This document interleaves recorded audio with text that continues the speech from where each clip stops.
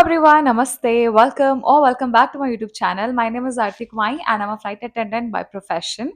This is the most requested video by all of you since you have all asked me so many questions about a male cabin crew. So this video is gonna be about a male cabin crew. So for that, I'm gonna invite one of my friend who's been my colleague and is my colleague. So let me invite him.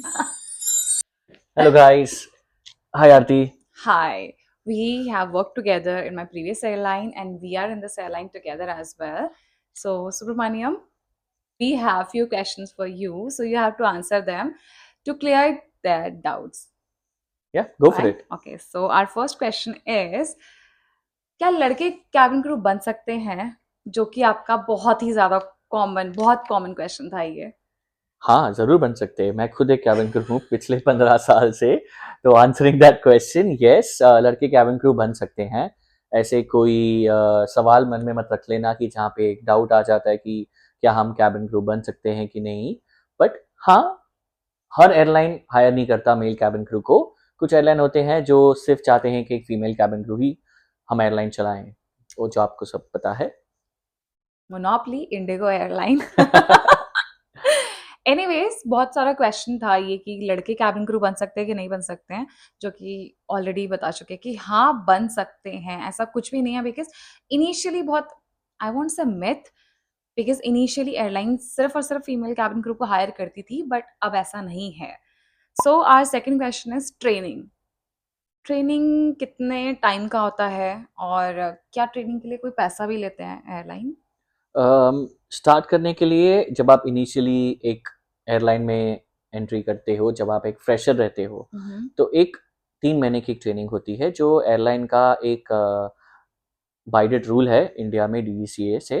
तो वो कहते हैं कि हाँ, जैसे कि एक नया क्रू आपने हायर किया है तो उनके लिए एक डिटेल्ड ट्रेनिंग होती है जिसमें बहुत सारे एस्पेक्ट्स इंक्लूड होते हैं, जैसे कि फर्स्ट एड होता है, सर्विस, सेफ्टी जो बहुत ज़्यादा इंपॉर्टेंट है, देन उसके साथ एविएशन सिक्योरिटी, एंड उसके साथ साथ आपके डिफरेंट तरीके जिससे आप बात कर सकते हैं सर्विस एस्पेक्ट्स के हिसाब से, कैसे हम पैसेंजर्स को सर्व करें, कैसे हमें बात करना चाहिए, यूनिफॉर्म। तो इसके से बहुत सारे एस्पेक्ट्स है। तो कुल मिला के वो एक 3 महीने की ट्रेनिंग होती है। ओके. एंड रही बात पैसे की, हर एयरलाइन पैसा नहीं मांगता कैबिन क्रू बनने के लिए।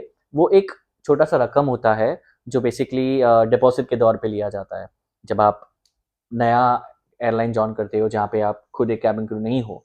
तो एक छोटा सा रकम लिया जाता है ताकि वो आपको वापस 6 महीने के या 1 साल के बीच में लौटा देते हैं। वो एक डिपॉजिट है क्योंकि वो एयरलाइन नहीं चाहती है जो हम एक वैल्यूबल एसेट है आप हमें छोड़ के चले जाए।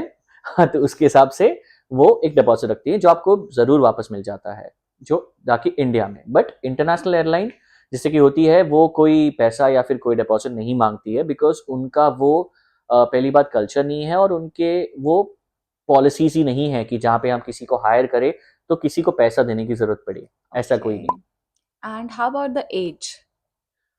एंट्री एज जो आपको सब पता है वो है 18 ईयर्स, एंड आप फ्लाई कर सकते हो एज पर, अगेन, आप जिस कंट्री में काम कर रहे हो डिफरेंट एयरलाइंस में। अगर अब मैं इंडिया की बात करूं तो 50 से 55 के बीच में जो होता है वो रेंज होता है, तो आप उस एज तक फ्लाई कर सकते हो। बट इंटरनेशनल एयरलाइंस उनके पॉलिसीज अलग होते हैं, वो आपको अलाउ कर सकते हैं 60-65 डिपेंडिंग अपॉन उनके rules and regulations. So after 55 you can't fly? After 55 अगर आप देखोगे तो आप फ्लाई नहीं कर सकते हो। But Okay. उस एज तक अगर कोई चाहता है फ्लाई करने के लिए वो जरूर फ्लाई कर सकता है। बट आपका 50 साल के बाद या 45 के बाद उनका एक रूटीन चेकअप होता है, मेडिकल आप फिट हो कि नहीं, बिकॉज जब आप फ्लाई करते हो तो आपकी बॉडी पे बहुत ज़्यादा इफेक्ट पड़ जाता है, बिकॉज टाइम जोन्स बदल जाते हैं। आप डिफरेंट टाइम्स में सोते हो, तभी जागते हो, तभी खाते हो अलग अलग टाइम पे। So even if we are fit after medical, then? Even after your fit with medical, but वो एयरलाइन का अगेन चॉइस होता है, अगर वो चाहते हैं तो करवा सकते हैं, अगर नहीं तो कुछ लोग होते हैं जो पहले से ही प्लान कर लेते हैं, जब एक्सपीरियंस ले लिया 5 से 6 साल या 10 साल, वो अलग अलग डिपार्टमेंट चूज कर लेते हैं। तो वो डिपार्टमेंट में जब जॉब पोस्टिंग्स निकल जाती है कंपनी के अंदर, तो उनके क्वालिफिकेशंस और एक्सपीरियंस के हिसाब से वो निकल जाते हैं क्रू बन के। So while we are working as a crew in any particular airline, and age criteria या फिर जब तक हम रिटायरमेंट तक पहुंचते हैं we can go somewhere else as in within the airline we can go as a ground staff for the yes, manager absolutely, training service safety trainer absolutely. Anything right yes, वो wow आपका वो एक choice होता है जब आप अपना skills enhance करने के बाद when you want to develop your new skill and you want to go to a different level, then you can join different departments as Aarti rightly okay said. But entry level जो होती है, जो cabin crew को जो higher करता है, तो वो यूजुअली 35 के ऊपर नहीं हायर करते हैं। वो चाहते हैं, जैसे कि सबको पता है, जितना the more young you are the more glamorous you look, but वो एयरलाइन का है, वो एयरलाइन का एक पॉलिसी होता है, तो इसलिए वो एक कैप रख लेते हैं उसके अंदर। so after 35 you can't apply for a cabin crew 35 to 37 के you बीच can't में, apply for a as cabin पर crew the country and region but you जहाँ पे। can work यस, और definitely okay you can. done thank you and how about the height height, height एक basic requirement होती है जो साथ में आपके क्राइटेरिया में आती है, जैसे कि मैंने पहले ही दोहराया था कि आपको एक 12th पास होना ज़रूरी है, जो एक मिनिमम क्राइटेरिया है एक कैबिन क्रू बनने के लिए, 12th पास। और as a male cabin crew आपका मिनिमम हाइट होना चाहिए अराउंड क्लोज टू 165 से 170, ऊपर भी रहेगा इट्स एब्सोल्युटली फाइन, बट उससे कम नहीं, क्योंकि सब जानते हैं कि एयरलाइन में जो कंपार्टमेंट्स होते हैं एयरक्राफ्ट के अंदर, तो उसे बंद करने की ज़रूरत पड़ती है, तो हम ही होते हैं जहाँ पे हम बंद कर सकें, तो वो हाइट को मैच करने के लिए वो एक हाइट का पैरामीटर रख लेते हैं उसमें। okay and the qualification as you have already mentioned is 12th pass 12th pass, yes. is there any percentage for that नहीं, ऐसा कोई परसेंटेज किसी ने ऐसे कोई रख नहीं सकता और रखता भी नहीं है। I think there is 60% basic होते हैं, कुछ एयरलाइंस ने पहले भी हायर किया है जहाँ पे 12th पास मैंडेटरी है, बट धीरे धीरे कुछ कुछ एयरलाइंस अपने पॉलिसीज बदल रहे हैं, शायद वो अपडेट कर रहे हैं अपने पॉलिसीज, तो उसके हिसाब से देखा जाएगा तो जैसे कि आपने कहा, तो 60% मैंडेट या कभी 50-55 हर एयरलाइन का पॉलिसी होता है, okay तो उसके हिसाब से डेफिनेटली वो हो सकता है।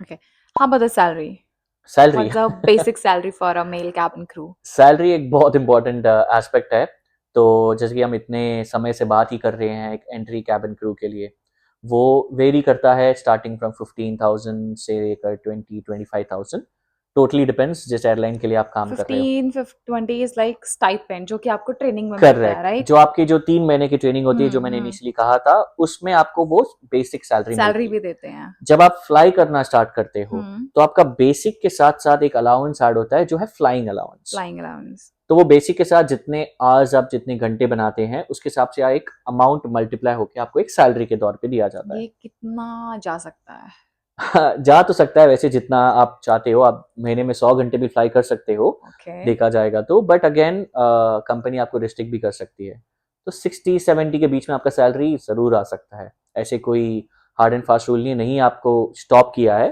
कि आपको सिर्फ 50,000 ही मिलेंगे। इट्स लाइक द बायसनेस कि एयरलाइन लड़कियों को ज्यादा हायर करती है और लड़कों को कम सवाल काफी अच्छा है।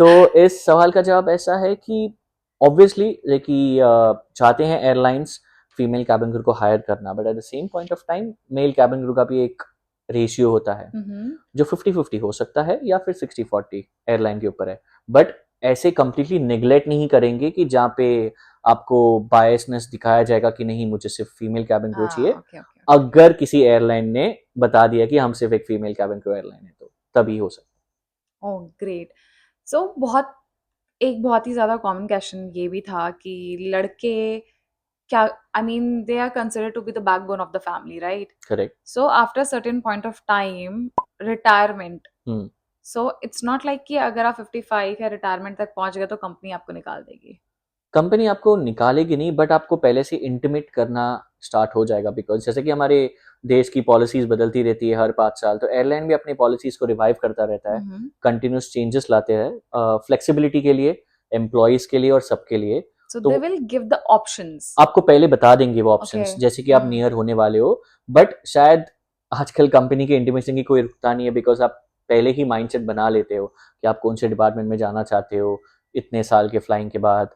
मैंने शुरुआत के करियर में देखा जाएगा तो मैंने बहुत ज़्यादा फ्लाइंग कर लिया था, बट धीरे धीरे आपको लगता है कि आपको घर में ज़्यादा रहना है, आपको टाइम स्पेंड करना है फैमिली के साथ, तो उसके हिसाब से आप ऑल्टर चेंज करके डिपार्टमेंट्स अगेन वैसे भी कर सकते हो। Which department you're going to? अभी तक कोई सोचा नहीं है। No? Not decided as of now. I just want Okay. to fly. Great. So thank you so much for answering all my questions. I hope आप सबके डाउट क्लियर हो गए होंगे, बिकॉज मैंने वो सारे क्वेश्चंस पूछ लिए हैं जो कि आपने मुझे लमसम करके पूछे थे, सारे अपने डीएम और यूट्यूब के कमेंट सेक्शन से निकाल के। And thank you so much for answering all your questions. Thank you so much for watching the video. And if you still have any doubt, please comment down and I'm gonna ask him again. So thank you so much for watching this video. I'll see you in my next video. Bye. Thank you. Bye.